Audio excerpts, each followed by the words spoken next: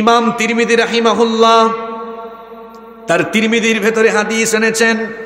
হাদিসের বর্ণনাকারী সাহাবী সাইয়্যিদুল মুহাদ্দিসিন, সবচাইতে বেশি হাদিস বর্ণনাকারী সাহাবী আবু হুরায়রা রাদিয়াল্লাহু আনহু। তিনি নবী করিম সাল্লাল্লাহু আলাইহি ওয়াসাল্লাম থেকে বর্ণনা করেছেন, আল্লাহর নবী বলেছেন, মা মিন আহাদিন ইয়ামুতু ইল্লা নাদিম।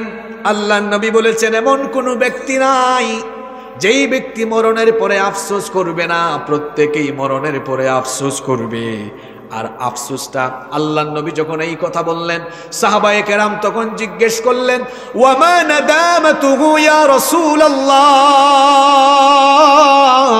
আমরা বলি সাল্লাল্লাহু আলাইহি ওয়াসাল্লাম, ওগো আল্লাহর রাসূল, সেই আফসোসের ধরনটা কেমন হবে, কেমন আফসোস হবে?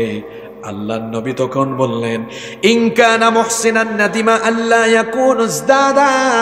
যদি মুহসিন ব্যক্তি হয়, সৎকর্মশীল হয়, ইমানদার হয়, নেককার হয়, তাহলে সে আফসোস করবে, কেন আমি আরো বেশি করে নেক আমল করলাম না। যদি আরেকটু নেক আমল করতাম, জান্নাতে আমার মর্যাদা আরেকটু বাড়িয়ে দিতেন কে? সৎকর্মশীল ব্যক্তি আফসোস করবে, কেন সে আরো বেশি করে সৎকর্ম করলো না। অন্যদিকে ওয়া ইন কানা মুসিআন নাদিমা আল্লা ইয়াকুনু নাযা। অন্যদিকে যে ব্যক্তি বদকার, দুরাচারী, পাপী, গুনাহগার, সেই ব্যক্তি আফসোস করবে, হায় রে হায়, কেন আমি দুনিয়াতে থাকা অবস্থায় নিজের জীবনকে পরিশুদ্ধ বানিয়ে তওবা করে কেন ঈমান আর আমল নিয়ে হাসরের ময়দানে আসলাম না। এই হাদিস থেকে বোঝা গেল, সৎকর্মশীল ব্যক্তি সেও আফসোস করবে, আবার বদকার ব্যক্তি সেও আফসোস করবে। সৎকর্মশীলদের চাইতে অসৎকর্মশীলদের আফসোসের পরিমাণ হবে কম না বেশি? কিয়ামতের ময়দানে দুরাচারী, পাপাচারী, গুনাহগার, পাপিষ্ঠরা অনেক রকমের আফসোস করবে। আল্লাহ তাআলা সেই জাহান্নামীদের 9টি আফসোসের কথা কোরআনে কারীমের ভিন্ন ভিন্ন সূরার ভিন্ন ভিন্ন আয়াতে বলেছেন। আমরা যেন দুনিয়াতে থাকা অবস্থায় এই কাজগুলো করে আখিরাতে আফসোস না করি, এজন্য আজকেই আমরা এই কাজগুলো থেকে তওবা করে জীবনকে নতুন ধাঁচে সাজানোর জন্য আমরা আলোচনা শুনে সেই সিদ্ধান্ত নিয়ে বাড়ি যাব বলি ইনশাআল্লাহ। তাহলে কথা বলেন তো দেখি, জাহান্নামীরা কিয়ামতের ময়দানে জাহান্নামীরা মোট আফসোস করবে কয়টা বিষয়ে? আওয়াজ তো পুরুষের মতো হলো না, শরীফার মতো হয়ে গেছে। একটু শরীফের মতো বলেন তো, কয়টা? বীর পুরুষের মতো বলেন, কয়টা? উত্তরবঙ্গের মানুষ তো বীর, উত্তরবঙ্গের মানুষ সাহসী। এই সাহসিকতার সূচনা জুলাইয়ে করেছে উত্তরবঙ্গের বীর সন্তান আবু সাঈদ। বাংলাদেশের নতুন স্বাধীনতার সূর্যোদয়ের জন্য প্রথমেই জীবন দিয়ে শহীদ ঈদগাহে শামিল হয়ে লক্ষ লক্ষ তরুণ আর যুবককে শাহাদাতের ঈদগাহে শামিল হওয়ার প্রেরণা জুগিয়েছে এই রংপুরের বীর সন্তান আবু সাঈদ। আপনারা তো সেই অঞ্চলের মানুষ, আপনাদের কণ্ঠের মধ্যে, গলার মধ্যে তো একটু অমর অমর ভাব থাকা লাগবে। এই তো, এটা অমর অমর ভাব আসছে। আল্লাহ কবুল করেন। জার্নি করে আসলাম আমি, কথা বলছি আমি, ক্লান্ত হয়ে যাচ্ছেন আপনারা, এটা হইলে তো হবে না। সবাই খেয়ে এসেছেন? চলবে তো কিছুক্ষণ। আজকে অনেক সুন্দর সুন্দর চমৎকার তথ্য আপনাদের জন্য নিয়ে এসেছি। পাশাপাশি এই সমকালীন সময়ে আমাদের কি করণীয় আজকে আল্লাহর কোরআন আমাদেরকে বলে দিবে। কারণ কোরআন হচ্ছে প্রবলেম সলভিং মেথোডোলজি, সকল সমস্যার সমাধানকারী গ্রন্থ এই কোরআন। এটি নাজিল করেছেন কে? তাহলে জাহান্নামীরা আফসোস করবে কয়টা বিষয়ে? 9টা। 1 নাম্বার আফসোস, প্রথমেই তারা আফসোস করবে, আহারে আমি যদি হাসরের ময়দানে হাজির না হয়ে আজকে যদি আমি মাটি হয়ে যেতে পারতাম। প্রথমেই কি আফসোস করবে? মাটি। কেন মাটি হওয়ার আফসোস করবে? এর একটা কাহিনী আছে। মুস্তাদরাকে হাকিমের ভেতরে এই হাদিস বর্ণিত হয়েছে। ময়দানে মাহশরে, হাসরের ময়দানে রব্বুল আলামিন দুনিয়ার সকল মানুষ, জিন, জিন ইনসান এবং অন্যান্য যত প্রাণী আছে, যত জীবজন্তু পশু পাখি আছে, সবাইকে আল্লাহ হাসরের মাঠে উঠাবেন। কিন্তু মানুষ ছাড়া সকলের হিসাব নিকাশ শেষ করে আল্লাহ বলবেন, তোমরা সবাই মাটিতে পরিণত হয়ে যাও। মানুষ এই দৃশ্য দেখবে, হাসরবাসীরা এই দৃশ্য দেখার পরে জাহান্নামীরা তখন বলবে, হায় হায় হায়, আমাদের সামনে তো বিচার আছে, আমাদের সামনে হিসাব আছে। যদি আমাদেরকে হিসাবের সম্মুখীন, বিচারের সম্মুখীন না করে যদি আমাদেরকে জাহান্নামে না দিয়ে ওদের মতো মাটি বানিয়ে দেওয়া হতো, তাহলে আজ আমরা হিসাব নিকাশ থেকে, জাহান্নাম থেকে বেঁচে যেতে পারতাম। কোরআনে কারীমের ৭৮ নম্বর সূরা সূরাতুন নাবায়ের ৩৯ নম্বর আয়াত থেকে রব্বুল আলামিন বলছেন, যালিকাল ইয়াউমুল হাক্কু ফামান শাআ ইত্তাখাযা ইলা রাব্বিহি মাআবা। আল্লাহ তাআলা বলছেন, এটাই হচ্ছে সেই মহাসত্যের দিন, যে ব্যাপারে আল্লাহ ওয়াদা করেছেন এই দিন ঘটবেই ঘটবে, এটা সেই ওয়াদা করা দিন। ফামান শাআ ইত্তাখাযা ইলা রাব্বিহি মাআবা। অতএব যে ব্যক্তি চাইবে সে তার রবের নিকট আশ্রয় গ্রহণ করতে পারবে। ইন্না আনযারনাকুম আযাবান করিবা। আল্লাহ তাআলা বলছেন, নিশ্চয়ই আমি তোমাদেরকে নিকটবর্তী আযাবের ব্যাপারে সতর্ক করছি। কি সেই নিকটবর্তী আযাব? কোন সেই দিন? আল্লাহ বলছেন, ইয়াউমা ইয়ানযুরুল মার'উ মা কদ্দামাত ইয়াদাহু ওয়া ইয়াকুলুল কাফিরু ইয়া লাইতানি কুনতু তুরাবা। সেই দিন দেখা যাবে মানুষ দুই হাতে যা কামাই করেছে তাদের কর্মলিপি হাজির হয়ে গিয়েছে। সেই দিন কাফেররা আফসোস করবে, কাফেররা আফসোস করে বলবে, ওয়ায়াকুলুল কাফিরু ইয়া লাইতানি কুনতু তুরাবা। অবাক হয়ে যাবে, কারণ জাহান্নামকে সেদিন হাজির করা হবে ময়দানে মাহশরে, হাসরের মাঠে। জাহান্নামকে যখন ফেরেশতারা টেনে আনবে, কি ভয়ঙ্কর কথা শুনেন, কিভাবে আল্লাহর সাথে নাফরমানি করেন। হ্যাঁ, এই হাদিসটা শুনেন, আল্লাহর নবী বলেছেন, ইউতা বিজাহান্নামা ইয়াউমাইদিন, সেদিন জাহান্নামকে আনা হবে, জাহান্নামের ৭০,০০০ লাগাম থাকবে। জুড়ে বলেন কত হাজার? ৭০,০০০ লাগাম থাকবে। জাহান্নামে তো সাংঘাতিক জায়গা, যার লাগাম আছে ৭০,০০০। আশ্চর্যের কথা হলো, প্রত্যেকটি লাগামের মধ্যে আল্লাহর ফেরেশতা নিয়োগ করা আছে আরো ৭০,০০০। তাহলে এক একটা লাগামে যদি হয় ৭০,০০০, ৭০,০০০-এ ৭০,০০০, তাহলে গুণ করে দেখেন হবে ৪৯০ কোটি। তার মানে শুধু জাহান্নামের লাগামে আল্লাহ তাআলার ফেরেশতা নিয়োগ আছে কত কোটি? ৪০০। কল্পনা করা যায় কত ডেঞ্জারাস এটা। জাহান্নামের গভীরতা হলো এমন, আল্লাহর নবী বলেছেন, যদি জাহান্নামের মুখে কেউ একটা পাথর নিক্ষেপ করে, তাহলে জাহান্নামের তলদেশ পর্যন্ত সেটা পৌঁছাতে ৭০ বছর পর্যন্ত সময় লেগে যায়। কি ডেঞ্জারাস সেই জাহান্নাম! হাসরের ময়দানে পাপী তাপী জাহান্নামীরা সেই জাহান্নামকে দেখে আর ময়দানে মাহশরের বিভৎসতা দেখে, সেই ময়দানে মাহশরের বিভৎসতা হবে এমন, ১৫ কোটি দূরের সেই সূর্য মানুষের মাথার নিকটবর্তী হয়ে যাওয়ার কারণে মানুষের পায়ের তলায় সেদিন মাটি থাকবে না, পায়ের তলা তামায় পরিণত হয়ে যাবে। মানুষের গুনাহগারদের মাথার চান্দি ফাটবে, চান্দি ফেটে গিয়ে মগজগুলো গলে গলে গলে গলে উতরে উতরে উতরে উতরে গলে গলে গলে গলে বেয়ে বেয়ে পড়তে থাকবে। পাপীরা তাদের নিজের ঘামের মধ্যে নিজেরাই সাঁতার কাটতে থাকবে। বিভৎস এই পরিস্থিতি দেখার পরে আর জাহান্নামকে দেখার পরে তাকাদু তামাইয়াজু মিনাল গায়দ, জাহান্নাম সেদিন এমন ক্ষিপ্রতা ধারণ করবে, মনে হবে যেন রাগে গুসায় ফেটে যাওয়ার উপক্রম হয়েছে। এই বিভৎস অবস্থা দেখে জাহান্নামীদের চেহারায় ভীতি বিহ্বল অবস্থা বিরাজমান হবে। আর এটা দেখার পরে তারা বলবে, হায়, আমি যদি মানুষ না হয়ে আজকে মাটি হয়ে যেতাম, তাহলে আমি বেঁচে যেতাম। তাহলে জাহান্নামীরা ময়দানে মাহশরে, হাসরের ময়দানে আফসোস করে কি হয়ে যেতে চাইবে? আরো জোরে বলেন, কি হয়ে যেতে চাইবে? মনোযোগ আছে তো? সামনের পয়েন্টগুলো কিন্তু খবর আছে, আপনার আশপাশের সাথে মিলবে। মনোযোগ থাকবে।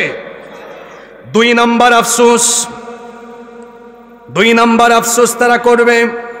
আফসোস করে করে তারা বলবে, হায় হায় হায়, দুনিয়াতে কেন নেক আমল করে কিছু নেক আমল আমি আগেই পাঠিয়ে রাখলাম না। যদি নেক আমল করতাম আজকে সেগুলো আমার কাজে লাগতো। কিয়ামতের ময়দানে আমল ছাড়া অন্য কোনো কিছু কাজে লাগবে। জাহান্নামীরা দ্বিতীয় যে আফসোস করবে, রব্বুল আলামিন কোরআনে কারীমের 89 নম্বর সূরা সূরাতুল ফজরের 23 নম্বর আয়াত থেকে বলছেন, وجيء يومئذ بجهنم يومئذ يتذكر الإنسان وأنى له الذكرى يقول يا ليتني قدمت لحياتي فيومئذ لا يعذب عذابه أحد। আল্লাহ তাআলা বলছেন, ওয়াজিআ ইয়াউমাইযিন বিজাহান্নাম, সেদিন যখন জাহান্নামকে আনা হবে, ইয়াতাযাক্কারুল ইনসানু ওয়া আন্না লাহুল যিকরা, জাহান্নাম সচক্ষে দেখার পরে মানুষ তার রবকে স্মরণ করবে। আল্লাহ বলছেন, এখন আর সেই স্মরণ করে কি আর লাভ, কারণ তুমি সময়ে থাকতে সময়ের দাম দাও নাই। তখন জাহান্নামীরা বলবে, ইয়াকুলু ইয়া লাইতানি কদ্দামতু লিহায়াতি, হায় আফসোস, যদি আমি আগে ভাগে আমল করে পাঠিয়ে রাখতাম, আগের জীবনে আমি যদি কিছু আমল করে পাঠাতাম, আগের সময় যদি ফিরে পাইতাম, আমি যদি আমল করে আগের জীবন থেকে আমল করে যদি কিছু পাঠিয়ে রাখতাম, আজকে সেই আমল আমার কাজে লাগতো। এখন আমল করেন না।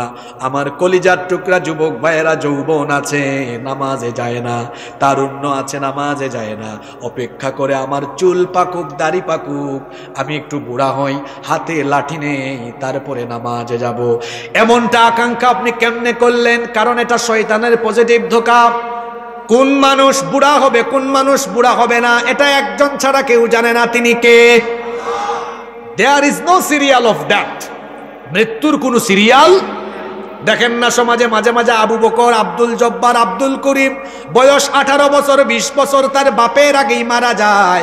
দেখবেন ঠাকুরগাঁওয়ে মাঝে মাঝে এমন দৃশ্য দেখা যায়, নাতির লাশ দাদা কবরে নামায়, ছেলের লাশ বাবা কবরে নামায়, হয় কি হয় না? আমার যুবক ভাইদেরকে বলবো, এখন যদি এই সময়টাতে তারুণ্য আর যৌবনে যদি আপনি আল্লাহর ইবাদত না করেন, আফসোস করবেন, হায় হায় হায়, কেন আমি আমার তারুণ্য কাজে লাগালাম না? আর যৌবনের ব্যাপারটাই তো আলাদা। কারণ ইবনে মাসউদ রাদিয়াল্লাহু আনহু হাদিস বর্ণনা করেছেন, তিনি বলেছেন, লা তাজুলু কদামা ইবনি আদম মিন ইনদি রাব্বিহি হাত্তা ইউসআলা আন খামসিন, 5 প্রশ্নের জবাব না দিয়ে কিয়ামতের ময়দানে কোনো মানুষ কদম নড়াতে পারবে না। তার মধ্যে একটা প্রশ্ন থাকবে, আন শাবাবিহি ফিমা আবলাহু, তোমার যৌবনকাল কোথায় কিভাবে কাটিয়েছো? এই যৌবনের হিসাব যার কাছে দিতে হবে। গলার আওয়াজ বড় করে সবাই বলেন, তিনি কে? এজন্য আল্লাহর নবী বলেছেন, ইগতানিম, তুমি গনিমত মনে করো, শাবাবাকা ক্বাবলা হারামিক, বৃদ্ধ হওয়ার আগে যৌবনকালকে তুমি তোমার জন্য গনিমত মনে করো। যৌবনকালকে গনিমত মনে করে যে যুবক তার যৌবনকাল, যে তরুণ তার তারুণ্য আল্লাহর পথে দিতে পারবে, ইবাদত বন্দেগীতে কাটাতে পারবে। বিখ্যাত হাদিসের অনেকগুলো গ্রন্থ, বুখারী, মুসলিম, তিরমিজি, নাসাই, ইবনে মাজাহ সহ অনেকগুলো হাদিসে এই হাদিসে এক যুগে বর্ণিত হয়েছে। আল্লাহর নবী বলেছেন, সাবাতু ইউযিল্লুকুমুল্লাহু ফি যিল্লিহি ইয়াওমা লা যিল্লা ইল্লা যিল্লু, 7 শ্রেণীর মানুষকে রব্বুল আলামিন কিয়ামতের ময়দানে তার আরশে আজিমের নিচে ছায়া দিবেন, যেদিন আল্লাহর আরশের ছায়া ছাড়া আর কোনো ছায়া থাকবে না। তার মধ্যে এক শ্রেণীর মানুষ হলো তারা, ওয়াশাবুন নাশাআ ফি ইবাদাতিল্লাহ, যেই যুবক তার যৌবনকাল আল্লাহর পথে বিলীন করেছে। এখন অনেক যুবক তরুণকে দেখা যায় যৌবন আল্লাহর কাছে বিক্রি করে না, তার যৌবন সে বিক্রি করেছে বেনামাজি বেঈমান নেতাদের চামচামির জন্য। ও যুবক ভাইরা, keep in your mind, youth is not a gift given by your leader. যৌবন আপনার নেতার দেওয়া গিফট নয়, এই যৌবন যিনি দিয়েছেন তিনি কে? Youth is called the golden season of human life. যৌবনকালকে মানুষের জীবনের স্বর্ণালী সময় বলা হয়। আল্লামা ইমাম ইবনুল কাইয়্যিম রাহিমাহুল্লাহ তিনি বলেছেন যৌবন হলো কচু পাতার মতো। কিসের মতো? কচু পাতায় পানি পড়লে কচু পাতার পানি টলমল টলমল করে, হঠাৎ করে সেটা পড়ে যেতে পারে। আমাদের যৌবন চরিত্র বিধ্বংসী চতুর্মুখী উপাদান দ্বারা বেষ্টিত। আমরা একটু গাফেল হলেই আমাদের চরিত্র বিধ্বংসী এই উপাদানগুলো আমাদের যৌবনকে একেবারে শেষ করে দিতে পারে। এজন্য এই যৌবন আর তারুণ্য কারো চামচামির জন্য নয়, এই যৌবন আর তারুণ্যকে ওয়াকফ করতে হবে আল্লাহর জমিনে আল্লাহর দ্বীন কায়েমের জন্য। রাজি আছেন যুবক ভাইয়েরা?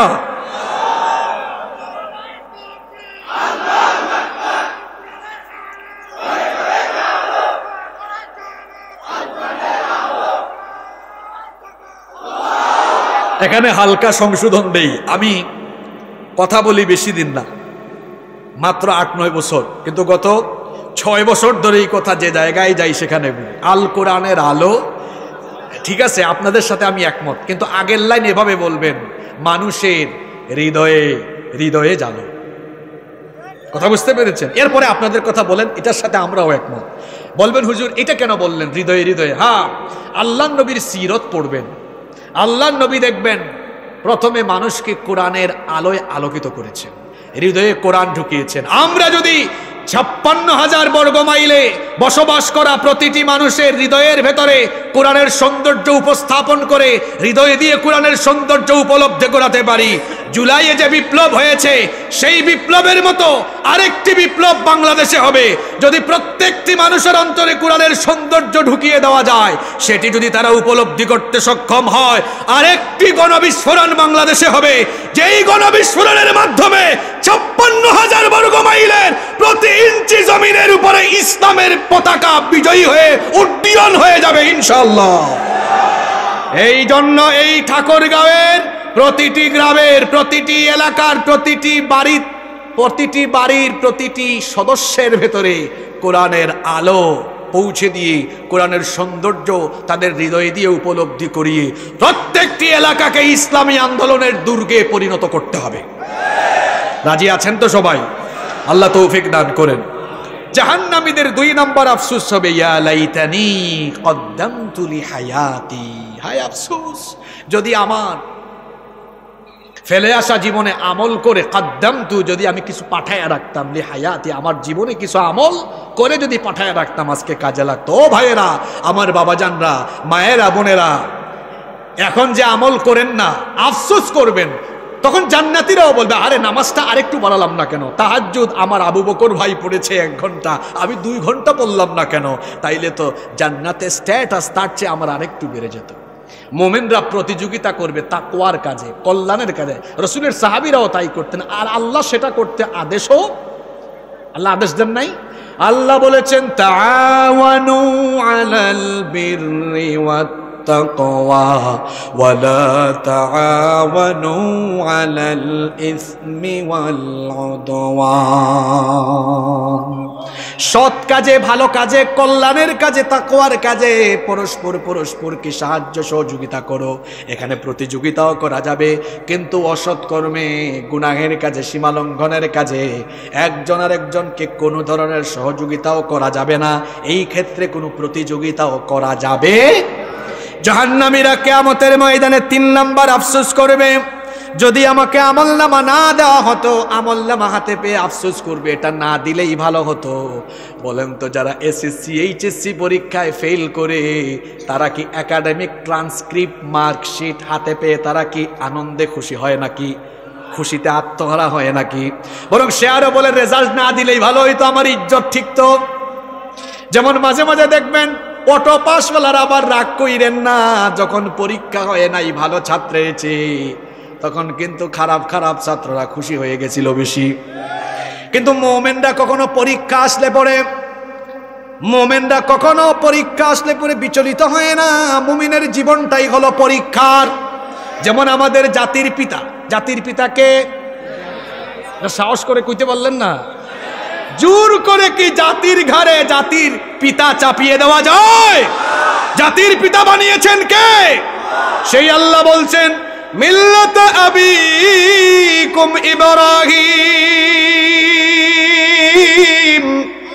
তোমাদের মিল্লাতের পিতা হলেন ইব্রাহিম আলাইহিস সালাম। সেই ইব্রাহিম আলাইহিস সালামের গোটা জীবনটাই পরীক্ষার ছিল। আমরা ইব্রাহিমের সন্তান, আমাদের জীবনেও পরীক্ষা আসবে। আমাদের পূর্বপুরুষরা পরীক্ষা আসলে বিচলিত হন নাই, জেল জুলুমে বিচলিত হন নাই। এই যে আমার বাম পাশে বসা দেলোয়ার ভাই, আপনারা দেখেছেন যতবার তাকে আদালতে তোলা হয়েছে মুখের মধ্যে হাসি ছিল। আমি কি বানিয়ে বললাম? ইমানদারেরা জুলুমে নির্যাতনে ভীত বিহব্বল হয় না। কোরআনওয়ালারা ফাঁসির কাছে গেলেও মুখের থেকে হাসি যায় না। আপনারা দেখেছেন এদেশে ইসলামী আন্দোলনের শীর্ষ নেতৃবৃন্দকে ফাঁসিতে ঝুলানো হয়েছে, কখনো বিচলিত হন নাই, বিচিহ্ন দেখিয়ে হাসতে হাসতে ফাঁসির কাছে চলে গিয়েছে। ইমানদাররা কখনো জুলুমে নির্যাতনে বিচলিত হয় না, কারণ জুলুম নির্যাতন আসে মর্যাদা বাড়ানোর জন্য। জুলুম নির্যাতনে কেউ যদি শহীদ হয়ে যায়, শহীদের মর্যাদা সবার থেকে কম না বেশি? শহীদের মর্যাদা বেশি।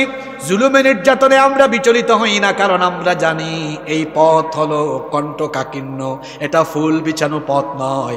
যুগে যুগে দিনের পথে যারা থেকেছেন তারা এভাবেই জুলুমের সম্মুখীন হয়ে ইমানের পরীক্ষায় অবতীর্ণ হয়েছেন, ঠিক কিনা? আমাদের পূর্বপুরুষ তো তারা যারা জ্বলন্ত অঙ্গারের উপরে ইমানের পরীক্ষা দিয়েছেন। আমরা তাদের উত্তরসূরি যারা উত্তাল সাগরের উত্তাল তরঙ্গমালাকে পাড়ি দিয়ে আগ্নেয়গিরি অগ্নিকুণ্ডে নিক্ষিপ্ত হয়ে উত্তপ্ত বালুর উপরে ইমানের পরীক্ষা দিয়েছেন, কোন জালেমের সাথে আপোষ করেন নাই। আমরা তাদের উত্তরসূরি, আমরা হাসতে হাসতে আল্লাহর দ্বীনের জন্য জীবন দিতে পারি, কিন্তু কোন জালেমের সামনে মাথা নত করার ইতিহাস আমাদের নয়।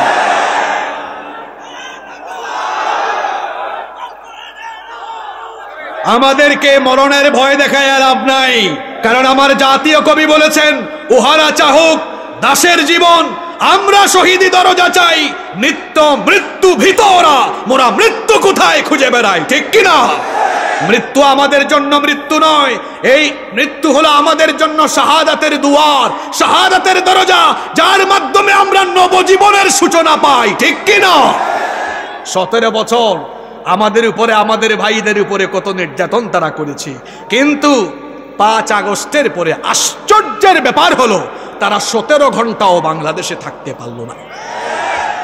তিনি আবার বলতেন এটা আমার বাবার দেশ, আমি কখনো পালাবো না, অথচ তিনি কাউকে কোনো কিছু না বলে হঠাৎ করে চোরের মতো পালিয়ে চলে গেলেন। আবার তারা বলতো এই ভাই একটু দাঁড়াও, একসাথে মাইরা দিও, আমি একসাথে তুলে দিই, সামনে আমার আরো পয়েন্ট, তুমি এখানে যদি চিৎকার দিয়ে গলা ফাটাই ফেলো, আমার তো 4-5 নাম্বার পয়েন্ট আরো ডেঞ্জারাস কথা আছে। খায় দেয় আসছে, এটা ওমর মার্কা ছেলে, আল্লাহ ওমর রাদিয়াল্লাহু আনহুর মতো কবুল করে নেন। বাংলাদেশে তার মতো সাহসী যুবক আছে বলে এই বাংলাদেশে ভারতের 5টা গোলামরা ভারতীয় আধিপত্যবাদ কায়েম করতে পারে নয়। এ ধরনের দেশপ্রেমিক যুবকেরা বাংলাদেশে যতদিন থাকবে, অন্য কোন দেশের কোন সংস্কৃতি বাংলাদেশে কায়েম করতে দেওয়া হবে না, হবে না, হবে না ইনশাআল্লাহ। সম্মানিত ভাইয়েরা, আমি বলছিলাম তারা 17 ঘন্টাও থাকতে পারল না। আর কথায় কথায় রাজাকার বলে। চুয়াডাঙ্গায় গত বছর দর্শনায় আলমডাঙ্গায় আমার মাহফিল বন্ধ করে দিয়েছে। ওসি সাহেব আমাকে ফোন করে বলল আপনার ব্যাপারে অভিযোগ আছে, আপনি কোথায়? আমি বললাম আমি চুয়াডাঙ্গায়। আপনি এত বড় সাহস, মাহফিল বন্ধ করে দিয়েছে, এখনো আছেন? বললাম কোন অপরাধে বন্ধ করে দিলেন? কয় আপনার নামে অভিযোগ আছে, আপনি জঙ্গি, আপনি রাজাকার। আমি বললাম আমার জন্ম 90-এর দশকে, আমি রাজাকার হই কেমনে? কয় আপনি চেতনায় রাজাকার।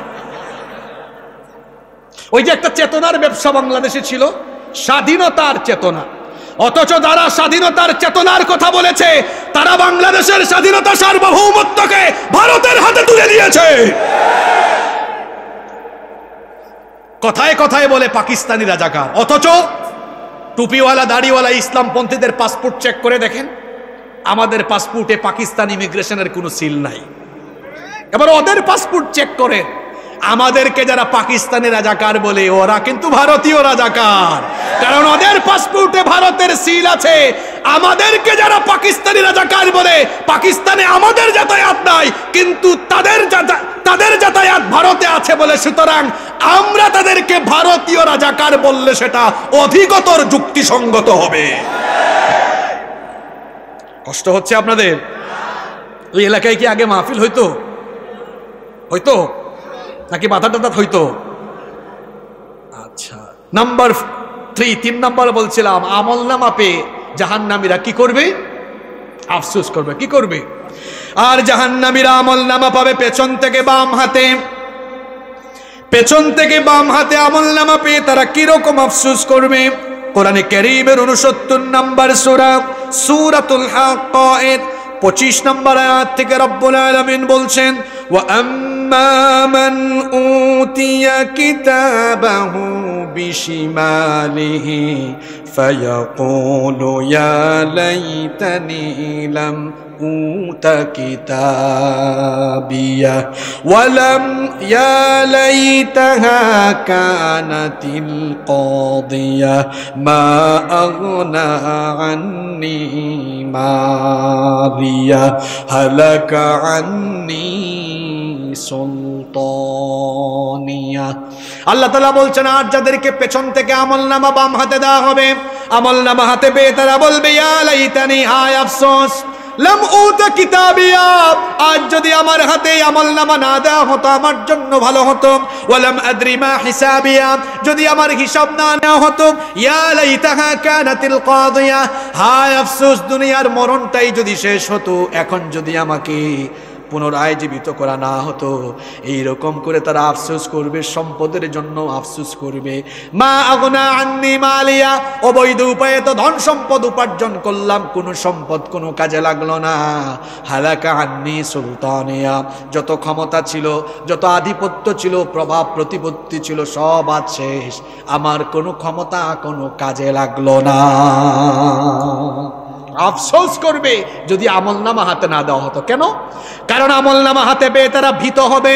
আল্লাহ তাআলা কোরআনে কারীমের 18 নম্বর সূরা কাহাফের 49 নম্বর আয়াতে বলছেন, ওয়াউদিআল কিতাবু ফাতারাল মুজরিমিনা মুশফিকিনা মিম্মা ফীহি ওয়া ইয়াকুলুনা ইয়া ওয়াইলাতানা মা লিহাযাল কিতাব لا يغادر صغيرة ولا كبيرة إلا أحصاها। আমলনামা রাখা হবে, ওয়াউদিআল কিতাব, আমলনামা রাখা হবে। ফাতারাল মুজরিমিন, অতঃপর মুজরিমিনরা জাহান্নামীরা সেটা দেখবে, মুশফিকিনা মিম্মা ফীহি, এটা দেখে তারা ভীত বিহব্বল হবে।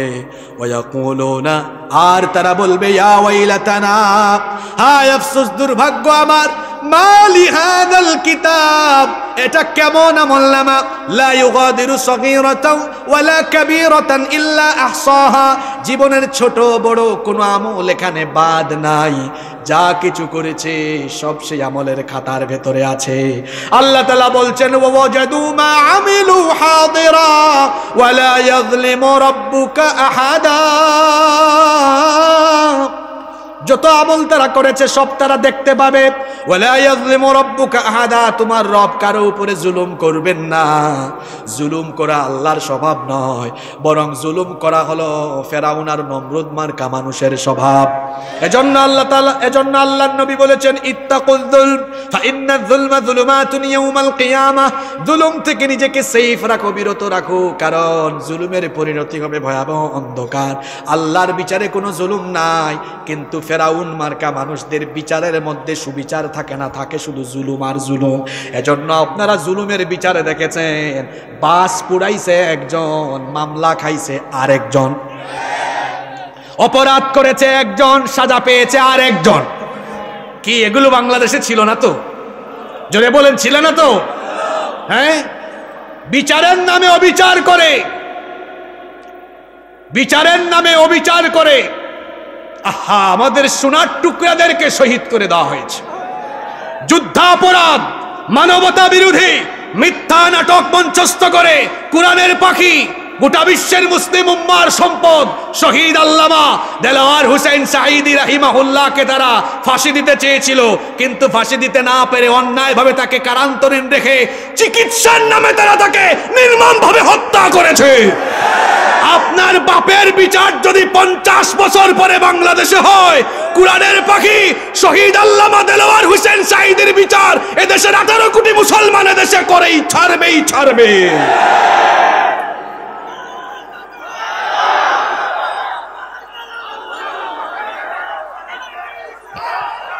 সম্মানিত ভাইয়েরা, আল্লাহ তাআলার স্বভাবে জুলুম, এজন্য আল্লাহ বলেছেন ওয়ালা ইয়াযলিমু রাব্বুকা আহাদা, তোমার রব কারো উপরে জুলুম করেন। 3 নম্বর আফসোসের কথা বললাম, তারা আমলনামা হাতে পেয়ে আফসোস করে। সবাই রেডি তো? 4 আর 5 কিন্তু আগেই বলেছে, ওই যে ওই ছেলেকে থামাই দিলাম না। সবাই রেডি? মনোযোগ আছে নাকি ঝিমানি আসছে?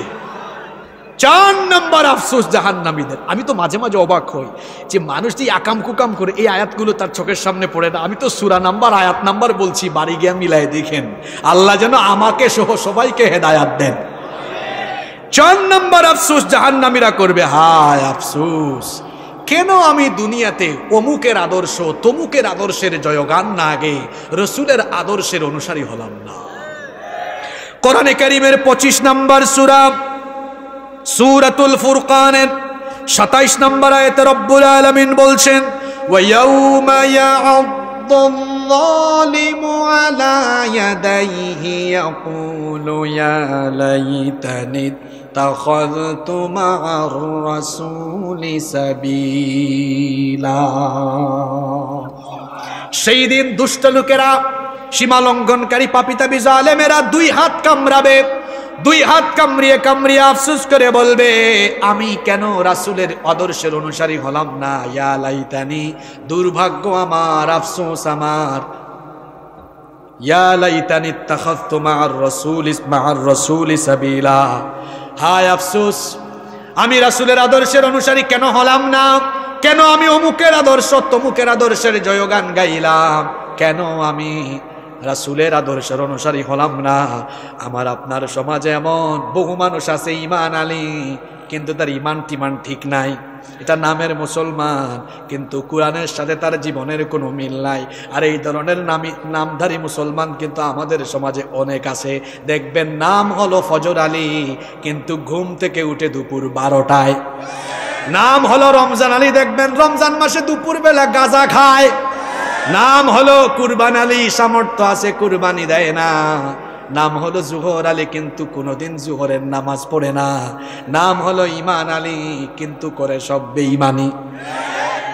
এরকম বহু মুসলমান কিন্তু আমাদের মধ্যে আছে যাদের জীবনের সাথে কোরআনের কোনো মিল।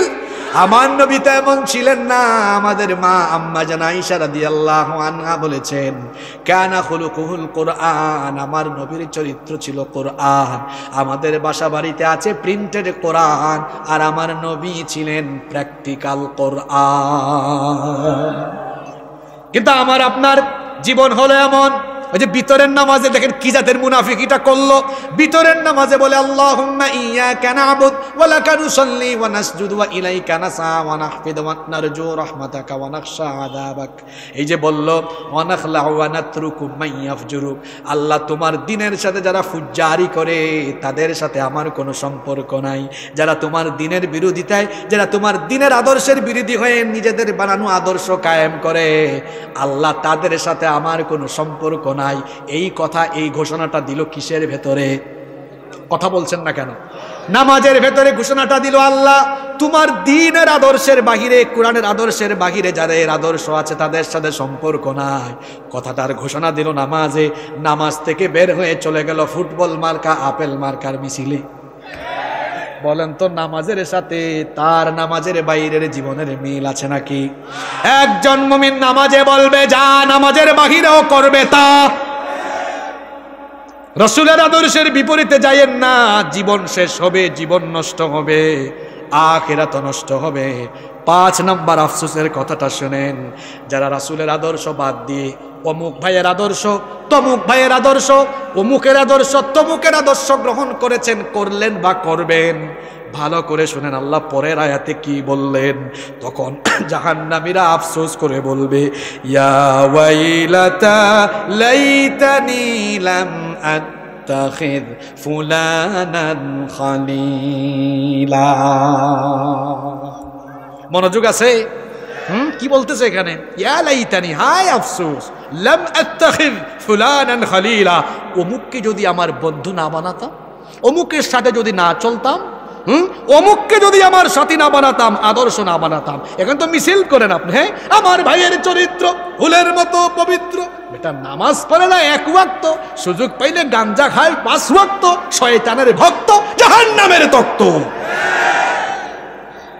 যারা মিছিলে গেলে পড়ে আল্লাহর নাম রসুলের নাম নিতে পারে না, তাকে জিজ্ঞেস করতে চাই, কে তোমার গলা চেপে ধরলো, তোমার মুখ চেপে ধরলো, কেন তোমার স্রষ্টার নামের স্লোগান তোমার মুখ থেকে বের হয় না? আফসোস করবে, লাইতানি লাম আত্তাখিয ফুলানান খালিলা, অমুককে যদি বন্ধু না বানাতাম খুব ভালো হতো। কেন? কারণ লাকাদ আদাল্লানি আনিয যিকর, সে আমাকে আল্লাহর জিকির থেকে দূরে সরিয়ে রেখেছে। ভণ্ড বেনামাজি বেঈমান নেতাদের পেছনে তার চলাফেরা, সামনে পিছনে এদের সাথে ঘুরঘুর করছে। আপনারা কি রাগ করছেন? এগুলো আমার বানানো কথা। জোরে বলেন, বানানো কথা। কিয়ামতের দিন কি নিয়ে আফসোস করা লাগবে? দুনিয়াতে আফসোস চলতেছে, চলতেছে না? আমাদেরকে রেখে চলে গেল, আফসোস চলতেছে না? আমার বড় আশ্চর্য লাগে যারা তাদের কর্মীদেরকে বিপদের মুখে ঠেলে দিয়ে নিজেরা সেফলি চলে যায়, সেই দলের অনুসারী যারা, সেই দল করে দলীয় পরিচয় দেওয়া লজ্জার ব্যাপার। দুনিয়াতে আফসোস ইতিমধ্যে চলে, আর কিয়ামতেরটা এখনো বাকি আছে। এখন বাকি যে আছে এটা সূরা ইব্রাহিম থেকে শুনাই। কোন সূরা থেকে? দুনিয়াতে তো আফসোস ইতিমধ্যে চলতেছে, আর কিয়ামতের ময়দানে যখন এদের সাক্ষাৎ হবে তখন কিন্তু কেউ অন্য দেশে পালায়া যাইতে পারবেন না। সবাই জাহান্নামের ভিতরে, নেতাও জাহান্নামে, কর্মীও। যখন পাবে তখন আটকায় দিবে। আটকায়া দেয়া কর্মী তার নেতাকে কি বলবে? আল্লাহ কোরআনে সেটা তুলে দিয়েছেন। আল্লাহ তাআলা বলছেন, ফাকালা আদ-দুআফাউ লিল্লাযীনা ইসতাকবারু ইন্না কুন্না লাকুম তাবআন ফাহাল আনতুম মুগনুনা আন্না মিন আযাবিল্লাহি মিন শাই। কর্মীরা বলবেন, নেতাজি দাঁড়ান দাঁড়ান দাঁড়ান, হ্যাঁ ওয়েট, কথা আছে। কি? ইন্না কুন্না, নিশ্চয়ই আমরা, লাকুম তাবআন, আপনাদের অনুসারী ছিলাম। হ্যাঁ ছিলা তো ছিলাম, মানে আপনাদের কথা শুনি তো সব আকাম কুকাম কইরা আপনারাও এখানে আমরাও এখানে। দুনিয়াতে তো আকাম কুকাম কইরা ধরা খাইলে আপনারা বহুত সাপোর্ট দিচ্ছেন, হ্যাঁ ওসি কারে ধরেছো, এটা আমার লোক, তাড়াতাড়ি ছাড়ো, বহুত সাপোর্ট দিয়েছেন। কিন্তু এখন নেতাজি, প্রশ্ন হলো ফাহাল আনতুম মুগনুনা আন্না মিন আযাবিল্লাহি মিন শাই, আজ আল্লাহর আযাব থেকে আমাদেরকে বাঁচানোর জন্য কিছু করতে পারবেন নাকি? এই প্রশ্নটা কর্মী করেছে কাকে? কথা বলছেন না কেন? নেতা তো ঠেকছে। নেতার কামই হইল সুযোগ পাইলে একটু বক্তৃতা করা, সুযোগ পাইলে কি করা, ওই দিন ওই চান্স নিয়ে ফেলবে, বলবে দাঁড়া আমার কিছু কথা আছে শোন। কর্মীরা বড় প্রত্যাশা নিয়ে বলবে দেখি নেতা কি বলে। তখন নেতা আফসোসের কথা সেখানেও শোনাবে, বলবে লাউ হাদানাল্লাহু লাহাদাইনাকুম, দেখ রে ভাই, আল্লাহ যদি আমাদেরকে হেদায়েত দিতেন তোদেরকেও আমরা হেদায়েতের পথে ডাকতাম। কি জাতের আফসোসের কথা শোনা। কর্মীরা বড় আশাই ছিল কিছু একটা বলবে, কিন্তু শুনাইছেও কি? আফসোস। কি শুনাইছে? কি চাচা কি হয়েছে? বসান। আমার চাচা কি যায় না আসে? 1 নাম্বার না 2 নাম্বার? আসলে বেশি রাত হয়ে গেলে এটার একটা সমস্যা। আপনারা কি আর কয়েক মিনিট থাকতে পারবেন? পারবেন পারবেন পারবেন? আফসোসের কথাটা শুনে যান। কই দেখ রে ভাই, আমারে আল্লাহ হেদায়েত দেন নাই, তোদেরকে কেমনে দিতাম? কর্মীর ভাই, এটা কোনো কথা হইলো? ডাক। এরপরে আরো কিছু কথা আছে। কি বলবে? শোন, বেশি লাফাইস না। সাওয়াউন আলাইনা আজাজি'না আম সাবারনা মা লানা মিন মাহিস। আজ তুমি কর্মী আর আমি নেতা, উভয় পক্ষ আমরা ধৈর্য ধরি আর না ধরি, সবর করি আর না করি, জাহান্নামে উভয়ের অবস্থা আজকে সাওয়া, মানে সমান সমান। নেতাও বিপদে, কর্মীও, জোরে বলেন, নেতাও বিপদে, কর্মীও। এরপরে মানুষ আরেকটা আফসোস করবে, এটা 6 নম্বর আফসোস। 6 নম্বর আফসোস করে তারা বলবে, আহারে কেন আমরা এই ভণ্ড বেনামাজি ইসলাম বিরোধী রসুলের আদর্শ থেকে বিচ্যুত এই নেতাদের অনুসরণ না করে আমরা যদি রসুলের আদর্শের অনুসারী, যারা আল্লাহর জমিনে আল্লাহর নবীর সুন্নত বাস্তবায়ন করতে চাইতো, কোরআনের আদর্শ কায়েম করতে চাইতো, কেন আমরা আল্লাহ আর রসুলের আনুগত্য করে তাদের অনুসারী হলাম না? 6 নম্বরে আফসোস করে তারা কি বলবে শুনেন। কোরআনে কারীমের 33 নম্বর সূরা সূরাতুল আহজাবের 64 নম্বর আয়াত থেকে আল্লাহ তাআলা বলছেন, ইয়াউমা তুকাল্লিবু ওয়ুজুহুহুম ফিন্নারি ইয়াকুলুনা ইয়া লাইতানা আতানাল্লাহা ওয়া আতানার রাসূলা। এই কথাগুলো কেন বাবারা, ভাইয়েরা, আপনাদের ব্রেইনে যায় না বলেন তো? কেন আপনারা উল্টা পাল্টা পথে যাচ্ছেন? কোথায় যাচ্ছেন? ফিরে আসেন, সব উল্টা পথ থেকে ফিরে আসুন কোরআনের ছায়া তলে। এসো কোরআনের ছায়া তলে সমবেত হই, এসো কোরআনের ছায়া তলে সমবেত হই, এসো আল্লাহ রাসূলের অনুগত হই, এসো কোরআনের ছায়া তলে সমবেত হই।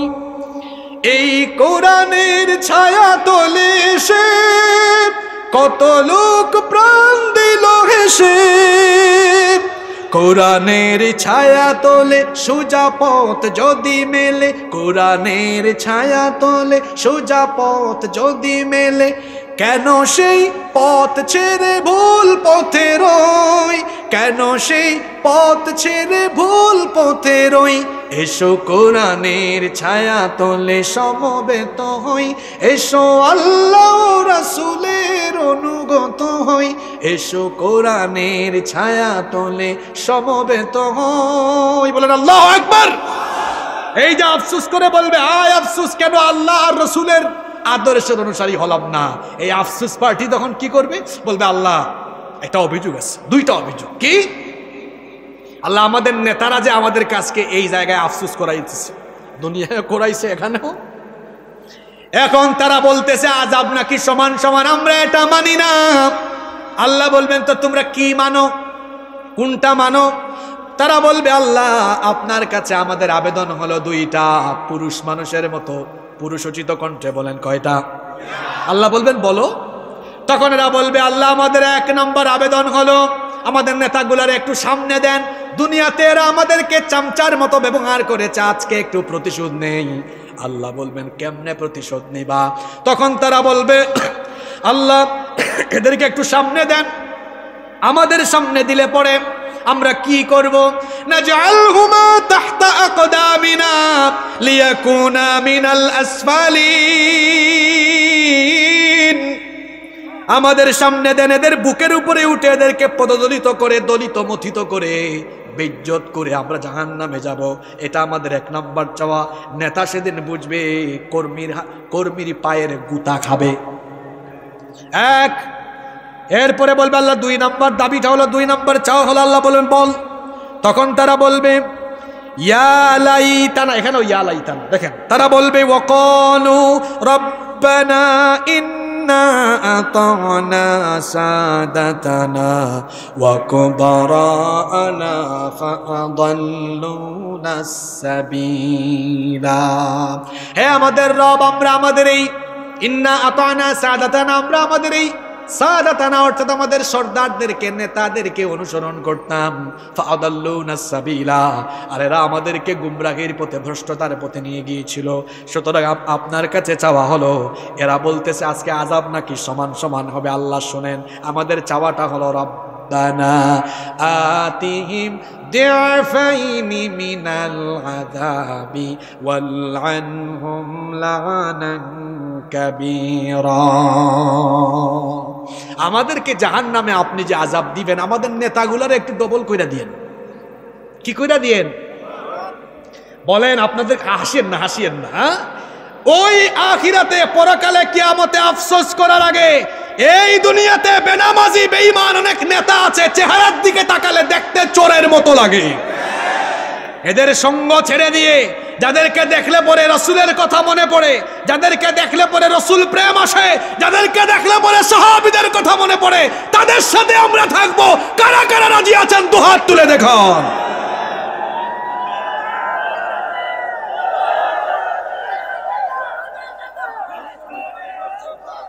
7 নম্বর আফসোস করবে, 7 নম্বর আফসোস করবে। কিয়ামতের ময়দানে জাহান্নামীরা জান্নাতীদের দিকে তাকায় দেখবে, জান্নাতীরা জান্নাতের নিয়ামতে আছে। তারা তো নামাজি ছিল, তারা তো কোরআনের পথে ছিল, দ্বীনের পথে ছিল, রাসূলের আদর্শের অনুসরণ করে জীবন পরিচালনা করত।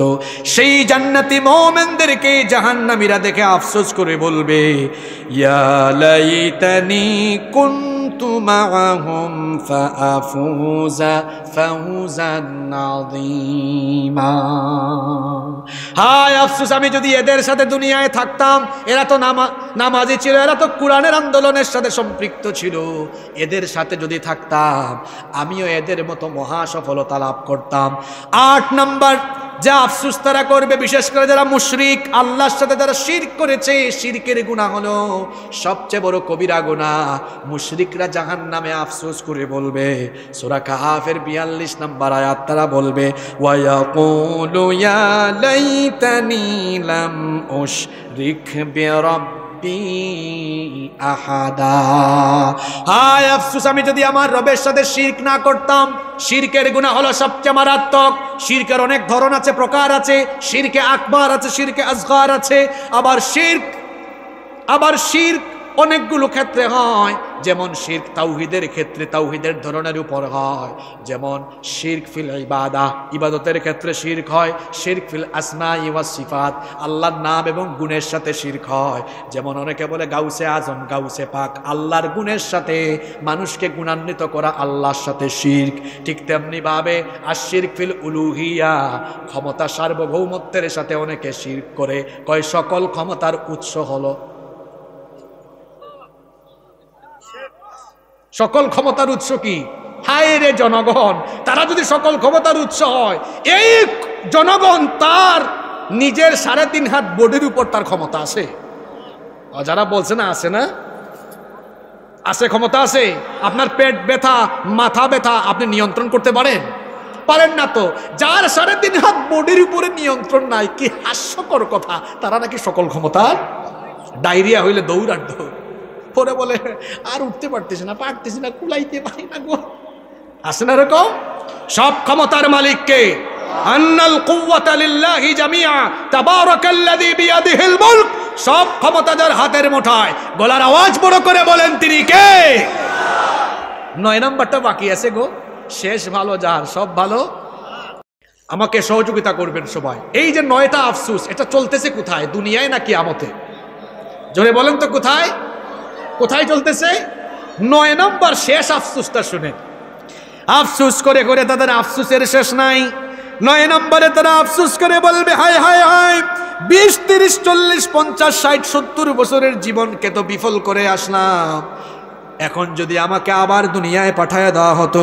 কোরআনে কারীমের 6 নম্বর সূরা সূরাতুল আনআমের 27 নম্বর আয়াতে আল্লাহ তাআলা বলছেন, ওয়ালাউ তারা ইয ফুকিফু আলান নারি ফাকালু ইয়া লাইতানা নুরাদ্দু ওয়া লা নুকাযযিবা বিআয়াতি রাব্বিনা ওয়া নাকুনা মিনাল মুমিনিন। আমি কি মোনাজাত দিব না 2 মিনিট বলবো? 2 মিনিট বলবো তো? 9 নম্বর আফসোস করবে। আল্লাহ তাআলা বলছেন, আপনি যদি তাদেরকে দেখতেন জাহান্নামের উপরে তারা তখন দণ্ডায়মান থাকবে, জাহান্নামের আগুনের উপরে যখন তারা থাকবে তারা বলবে ইয়া লাইতানা হায় আফসোস নুরাদ্দু, যদি আমাদেরকে আবার ফিরিয়ে দেওয়া হতো, দুনিয়ায় পাঠানো হতো। জাহান্নামীরা জাহান্নামে আযাব ভোগ করতে করতে বলবে রব্বানা আখরিজনা, আল্লাহ আমাদেরকে এখান থেকে বের করো না, আমাল সালিহা, আবার যদি দুনিয়ায় যাই আমরা বেশি বেশি নেক আমল করব। আল্লাহ বলবেন আওয়ালাম নুআম্মিরকুম, তোরে কি হায়াত দেওয়া হয় নাই? তোকে তো হায়াত দিয়েছিলাম, তোর সেই হায়াত কি করলি? 1985 থেকে 2000 সাল থেকে 2006 থেকে 2010 থেকে 2030 পর্যন্ত, 40 পর্যন্ত, 60 পর্যন্ত, এই যে এত লম্বা হায়াত পাইলি, এই হায়াত তুই কি করলি? সুযোগ তো দিয়েছিলাম, কেন কাজে লাগালি না? কেন আমার হুকুম মানলি না? আমার রাসূলের সুন্নতের তরিকা অনুসরণ করলি না?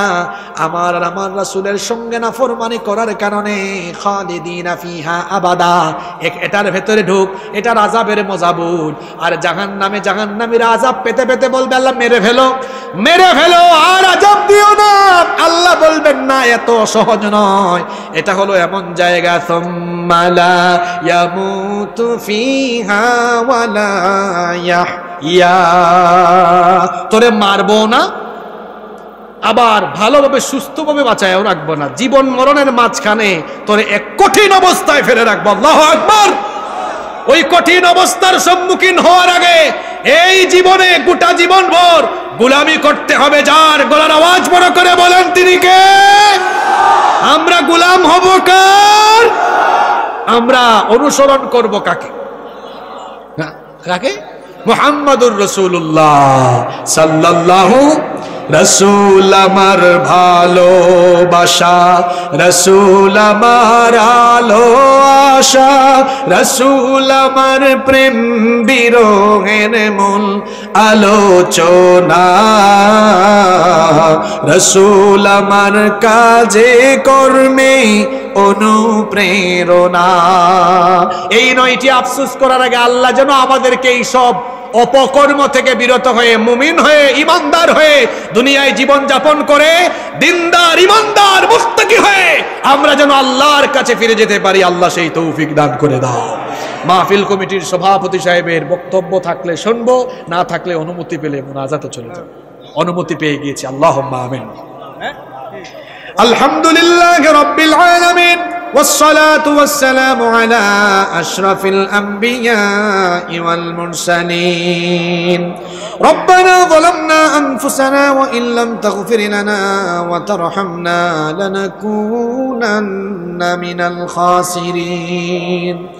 ربنا لا تزغ قلوبنا بعد إذ هديتنا وهب لنا من لدنك رحمة إنك أنت الوهاب.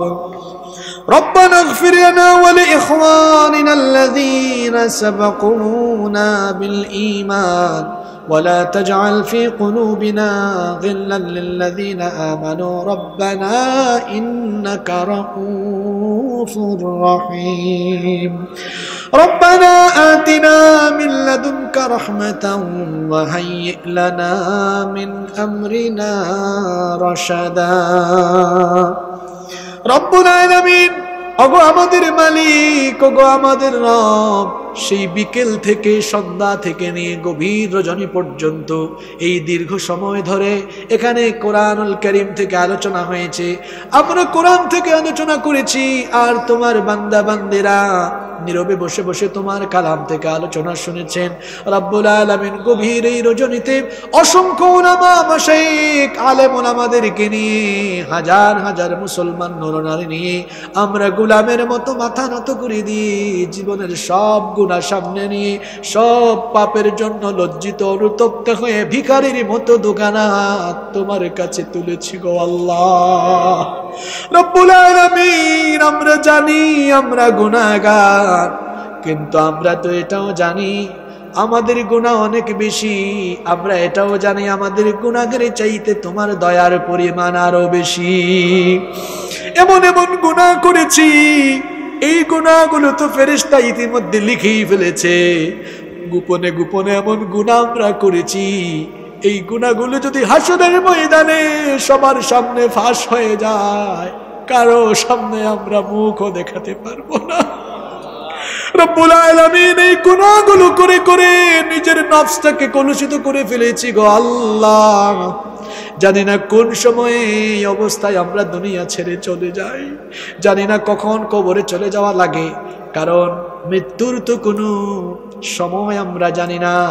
এমনও তো হতে পারে আজকের এই মোনাজাত আমাদের কারো কারো জন্য জীবনের শেষ মোনাজাত হয়ে যেতে পারে।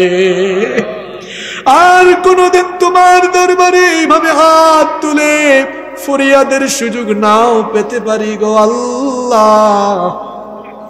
রব্বুল আলামিন, আমরা যে গুনাহগুলো করেছি এই গুনার বোঝা নিয়ে কবরে গিয়ে আমরা শাস্তি পেতে চাই না। আমরা জানি তোমার নাম গফফার, আমরা জানি তোমার দয়ার পরিমাণ অনেক বেশি। রব্বুল আলামিন, তুমি তো ভালোবাসাকে দয়াকে 100 টুকরা করে 1 টুকরা সবাইকে দিয়ে 99 টুকরা তোমার কাছে রেখেছো। এই 1 টুকরা পেয়ে আমাদের ভালোবাসা এমন, আমাদের পরিচিত জন, বন্ধুজন কিংবা সন্তান যখন কোনো অপরাধ করে ফিরে যখন আসে মায়ের কাছে বাপের কাছে সব ভুলে গিয়ে মা বাবা তখন স্নেহ ভালোবাসার করে তুলে নেয়। রব্বুল আলামিন, 1 ভাগ ভালোবাসায় যদি এই নজির দেখা যায়, তুমি তো 99 টুকরা ভালোবাসা দয়ার মালিক। আমরা তোমার এই ভালোবাসা এই দয়ার প্রত্যাশী হয়ে তোমার কাছে এসেছি। তুমি কি আমাদের উপরে দয়া দেখায় আমাদেরকে তোমার স্নেহের কুলে, দয়ার কুলে, রহমতের কুলে তুলে নিতে পারো না? রব্বুল আলামিন, স্বীকার করছি আমরা গুনাহগার, স্বীকার করছি আমরা পাপী, কিন্তু আমরা তো তোমারই গোলাম। তুমি যদি ফিরাইয়া দাও, তুমি যদি তাড়িয়ে দাও, কোথায় যাব আমরা? আমরা ছাড়া তো তোমার অসংখ্য গোলাম আছে, কিন্তু তুমি ছাড়া তো আমাদের আর কোনো মাবুদ নাই। তুমি আমাদেরকে তোমার রহমতের দরজা থেকে তাড়িয়ে দিও না গো আল্লাহ। যদি তাড়িয়ে দাও, কোথায় যাব, কার কাছে যাব? কারণ তুমি ছাড়া তো আমাদের আর কোনো মাবুদ নাই। চেয়ে দেখো, তোমার বান্দা বান্দিরা গুনাহের জন্য অনুতপ্ত হয়ে ভিক্ষার হাত তুলেছে। আল্লাহ, আমাদের ভিক্ষার হাত থেকে তোমার কি দয়া লাগে না? আল্লাহ, আমাদের এই ভিক্ষার হাতগুলো তুমি কবুল করে নাও। হাজার হাজার মুসলমান নরনারী হাত তুলেছেন, যারা হাত তুলেছেন সবার জীবনের ছোট বড় জানা অজানা সব গুনাহ মাফ করে দিয়ে আমাদেরকে বেগুনাহ মাসুম বানিয়ে তুমি বাসায় ফিরাইয়া দাও। রব্বুল আলামিন, শয়তানের ধোঁকায় কত নামাজ আমরা ছেড়ে দিয়েছি। রব্বুল আলামিন, কিয়ামতের মাঠে তুমি এই নামাজের হিসাব প্রথমেই চাইবে। এত নামাজ যে ছাড়লাম কেমনে তোমার সামনে আমরা দাঁড়াবো? আজ আমরা তওবা করছি, আর কোনোদিন আমরা নামাজ ছাড়বো না। প্রতিটি নামাজ আমরা জামাতে আদায় করবো। আল্লাহ, তুমি তৌফিক আমাদেরকে দান করে দাও। রব্বুল আলামিন, হারাম খেলে পরে হারাম শরীর, হারাম খাইলে পরে হারাম শরীরের এই হাড্ডি মাংস থাকলে এই শরীরের কোনো ইবাদত, কোনো দোয়া তুমি কবুল করো না। আল্লাহ, আমাদেরকে হারাম খুর বানায়া দিও না, আমাদেরকে হালাল রিজিক তুমি দান করো। রব্বুল আলামিন, গো আমাদের রব, গভীর এই রাতে তোমার কাছে যখন হাত তুললাম, মনে পড়লো আমাদের জন্মদাতা প্রিয় বাবার কথা। আরে বাবা আমাদেরকে বটবৃক্ষের মতো ছায়া দিয়ে কত স্নেহ মমতা ভালোবাসা দিয়ে লালন পালন করেছেন। বাবার কথা মনে হলে ছোটবেলার দৃশ্যগুলো স্মৃতিপটে ভেসে ওঠে। আমাদেরকে আদর করে কোলে নিয়ে খাবার খেতে বসলে নিজে না খেয়ে বাবা সন্তানের মুখে খাবারের লোকমা তুলে দিয়েছেন। ঈদের সময় আসলে পরে আমাদের কৃষক বাবা সারাদিন মাঠে ঘাটে কত পরিশ্রম করেন, নিজে ছেঁড়া লুঙ্গি ছেঁড়া জামা গায়ে দেন। ঈদের সময় সন্তানের চেহারাটা যেন মলিন না হয়, বাবা নিজে ছেঁড়া কাপড় ঈদের দিন পরে আর মার্কেট থেকে বাজার থেকে সন্তানকে নতুন কাপড় কষ্ট করে এনে কিনে দিয়েছে। মাথার ঘাম পায়ে ফেলে যেই বাবা উপার্জন করে আমাদেরকে পড়ালেখা করালেন, মানুষ করলেন, আমাদের জন্য এত কিছু করলেন, আর বিদায় বেলা দুনিয়া থেকে যাওয়ার সময় সব কিছু সন্তানদেরকে দিয়ে এতিমের মতো একাকী তিনি অন্ধকার কবরে চলে গেলেন। রব্বুল আলামিন, আমাদের যাদের বাবা নাই, দুঃখ কষ্টে আপতিত হলে পরে আমাদেরকে বুকে টেনে নিয়ে কিংবা মাথায় হাত বুলিয়ে সান্ত্বনা দেওয়ার মতো কোনো বটবৃক্ষ এখন আর নাই। রব্বুল আলামিন, মনে পড়ল আমাদের জন্মদাতা, আমাদের জন্মদাত্রী মায়ের কথা। কত মায়া মমতা মাখাই না, মনে হয় দুনিয়ার সব মধু তুমি এই এক নামের ভেতরে দিয়ে দিয়েছো। এই মা আমাদের জন্য কত কষ্ট করলেন, একদিন আর 2 দিন নয়, মাসের পর মাস পেটে নিয়ে মা গর্ভধারণের যন্ত্রণা সহ্য করেছে। রাতের বেলা দুনিয়ার মানুষেরা কাঁথা বালিশ কম্বল গায়ে দিয়ে বড় আরাম করে ঘুমায়, কিন্তু গর্ভধারিণী মা একটা মুহূর্তের জন্য ঘুমাতে পারে না। পেটের ভিতরে সন্তান শুধু নড়াচড়া করে, আর মা শুধু ডানে বামে ছটফট করে, মাঝে মাঝে ব্যথার যন্ত্রণায় বিছানা থেকে উঠে নীরবে নীরবে চোখের পানি ছড়ায়। এইভাবে করে কত রাত যে মায়ের চোখের পানি হয়। দিনের বেলা মা আমাদেরকে পেটে নিয়ে সাংসারিক সকল কাজ শেষ করে ক্ষুধা পেটে সবাইকে খাওয়ানোর পরে তিনি যখন খেতে বসেছেন, এমন সময় সন্তান হাত পা দিয়ে নড়াচড়া গুতাগুতির কারণে মায়ের বমি বমি ভাব সৃষ্টি হয়ে যায়।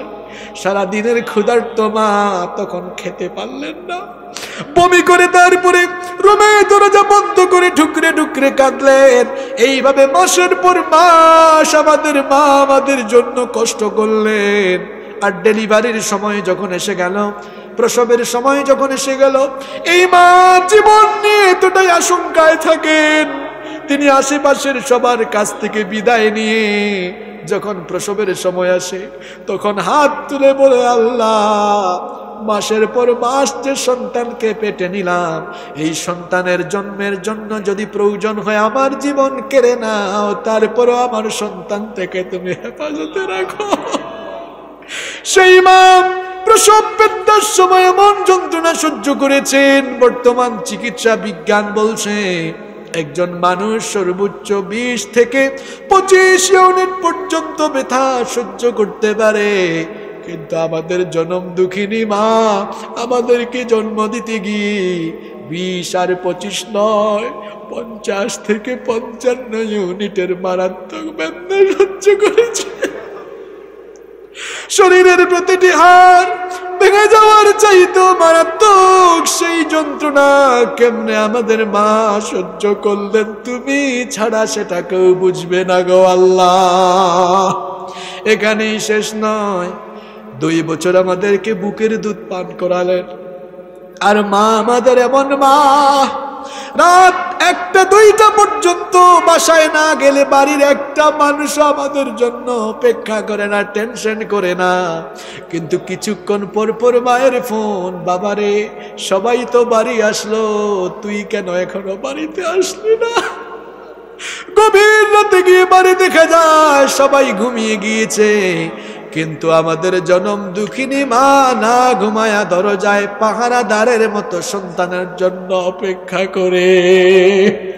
আমাদের যাদের মা নাই, বাড়ির দরজায় আমাদের জন্য দাঁড়িয়ে থাকার এখন কেউ নাই। ও রব, আমরা যখন একটু অসুস্থ হই, মা তখন মাথার পাশে এসে কত সান্ত্বনা দেয়। আজ যাদের মা নাই, তাদের বিপদে সান্ত্বনা দেওয়ার কেউ নাই। ও মালিক, তাকিয়ে দেখো ঈদগাহ ময়দানের দিকে, মা বাপ হারিয়ে কত এতিম সন্তানেরা চোখের পানি ছেড়ে দিয়েছে। আল্লাহ, আমাদের চোখের পানি দেখে তোমার কি একটু মায়া হয় না? আমরা যারা মা হারিয়েছি, বাপ হারিয়েছি, রব্বুল আলামিন আমাদের এই চোখের পানি দিয়ে আমাদের মা বাবার কবরের জাহান্নামের আগুন তুমি চিরদিনের জন্য নিভিয়ে দাও। আমাদের যাদের মা বাবা বেঁচে আছেন নেক হায়াত বাড়িয়ে দাও। যতদিন তারা বেঁচে থাকবেন আমাদেরকে আমাদের পিতা মাতার খেদমত করার তৌফিক দিয়ে দাও। রব্বুল আলামিন আমাদের পিতা মাতার খেদমত করার তৌফিক আমাদেরকে তুমি দান করে দাও। আল্লাহুম্মা গফিরলি ওয়া লিওয়ালিদাইয়া ওয়া কুর বিরহামহুমা। আমার বাবারা আমার ভাইয়েরা একজন চুপ থাকবেন না, সবাই আমার সঙ্গে আব্বা আম্মার জন্য বলেন রব্বিরহামহুমা কামা রব্বায়ানি সগীরা। রব্বিরহামহুমা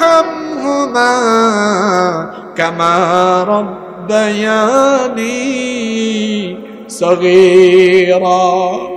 আল্লাহ আমাদের পিতা মাতার পরে আমরা যাদের কাছে ঋণী, আমাদের উস্তাদ, আমাদের আসাতিজে কিরাম যারা দুনিয়া থেকে চলে গিয়েছেন, আমাদের সেই উস্তাদদের কবরগুলোকে জান্নাতের বাগান বানিয়ে দাও। যারা বেঁচে আছেন নেক হায়াত বাড়িয়ে দাও। আমাদের মধ্যে যারা অসুস্থ তুমি তাদেরকে শিফা দান করে দাও। রব্বুল আলামিন এই এলাকায় গুরুস্থানে কবরস্থানে যত মূর্তিগান শায়িত সবার কবরের আযাব মাফ করে দাও। রব্বুল আলামিন বিশেষ করে জুলাইয়ে বৈষম্য বিরোধী ছাত্র আন্দোলনে যারাই শহীদ হয়েছে আল্লাহ সকলকে তুমি শহীদ হিসাবে কবুল করে নাও, আর সবাইকে এক নম্বরের জান্নাত জান্নাতুল ফেরদাউসের অধিবাসী বানিয়ে দাও। যারা এখনো আহত আছে চিকিৎসাধীন আছে তাদেরকে পরিপূর্ণ শিফা দান করে দাও। রব্বুল আলামিন রব্বুল আলামিন ওগো আমাদের মালিক, আমাদের মধ্যে যারা অসুস্থ তুমি তাদেরকে শিফা দান করে দাও। আমাদের উপার্জনে বরকত দাও। হারাম থেকে আমাদেরকে হেফাজত করো, ফিতনা ফাসাদ থেকে আমাদেরকে দূরে রাখো। রব্বুল আলামিন বাংলাদেশের সকল দল মতের উলামায়ে কেরামদের দিলের ভেতরে ভ্রাতৃত্বের বন্ধনকে আরো তুমি মজবুত করে দাও। আমাদের মধ্যকার ভ্রাতৃত্ব আর ভালোবাসাকে তুমি আরো বাড়িয়ে দাও। রব্বুল আলামিন বাংলাদেশে তুমি ইসলামের বিজয়, কোরআনের বিজয় দান করে দাও। এই দেশকে নিয়ে যারা ষড়যন্ত্রে চক্রান্তে লিপ্ত আল্লাহ সকল ষড়যন্ত্র চক্রান্তকারীদের থেকে আমার এই 56,000 বর্গ মাইলকে তুমি হেফাজত করো। রব্বুল আলামিন আজকের এই মাহফিলকে তুমি কবুল আর মঞ্জুর করে নাও। এই মাহফিল ইন্তেজামের সাথে যারা সম্পৃক্ত সংশ্লিষ্ট দূর দূরান্ত থেকে অন্য ডিস্ট্রিক্ট থেকে অনেক ভাই বোনেরা মাহফিলে এসেছেন, আল্লাহ এই মাহফিলে আমরা যারা শামিল হয়েছে আমাদের সকলের জীবনের গুনাহগুলো তুমি মাফ করে দাও। রব্বুল আলামিন যারা মাহফিলের কমিটিতে আছেন তাদের পিতামাতাকে মাফ করে দাও। বিশেষ করে আমার যুবক ভাইয়েরা বড় কষ্ট করেছেন, আল্লাহ আমার প্রত্যেকটি যুবক ভাইকে তুমি দ্বীনের জন্য কবুল করে নাও। মাহফিলের সম্মানিত সভাপতি, সম্মানিত সহসভাপতি যারা ছিলেন আল্লাহ সবাইকে তুমি মাফ করে দাও। অনেক বরেণ্য অতিথি ছিলেন আল্লাহ সবাইকে তুমি মাফ করে দাও। আল্লাহ বিশেষ করে মাহফিলের সম্মানিত প্রধান অতিথি আমাদের শ্রদ্ধাভাজন ভাই জনাব দেলোয়ার হোসেন ভাই, বড় নির্যাতিত মানুষ। রব্বুল আলামিন তোমার বান্দার শারীরিক সকল দুর্বলতা সকল অক্ষমতা তুমি দূর করে দাও। আল্লাহ তুমি তো সব কিছুর মালিক। আল্লাহ আমার ভাইকে দিন কায়েমের জন্য নেতৃত্ব যোগ্যতা দক্ষতার জন্য যত গুণ দরকার সব গুণে গুণান্বিত করে দাও। বিশেষ করে তুমি তার শারীরিক সুস্থতা দিয়ে দাও, তাকে তুমি শারীরিকভাবে আল্লাহ নিরাপদে রেখে দাও। আমরা তো গুনাহগার, শয়তানের ধোঁকায় আমরা গুনাহ করে ফেলি। আমাদের গুনাহের কারণে আমাদের উপর রাগ করে নাখুশ হয়ে বেজার হয়ে গাড়ির চাকার নিচে ফেলে এমন মর্মান্তিক মৃত্যু আমাদেরকে দিও না। রব্বুল আলামিন দিনের রাতে আমরা রাস্তায় থাকি, আমাদের রাস্তায় থাকা ভাইগুলোর তুমি হেফাজতকারী হয়ে যাও। আমাদের উপর রাগ করে বেজার হয়ে তুমি আমাদেরকে এমন কোন কঠিন রোগ দিও না যেই রোগের চিকিৎসাও দুনিয়ায় পাওয়া যায় না।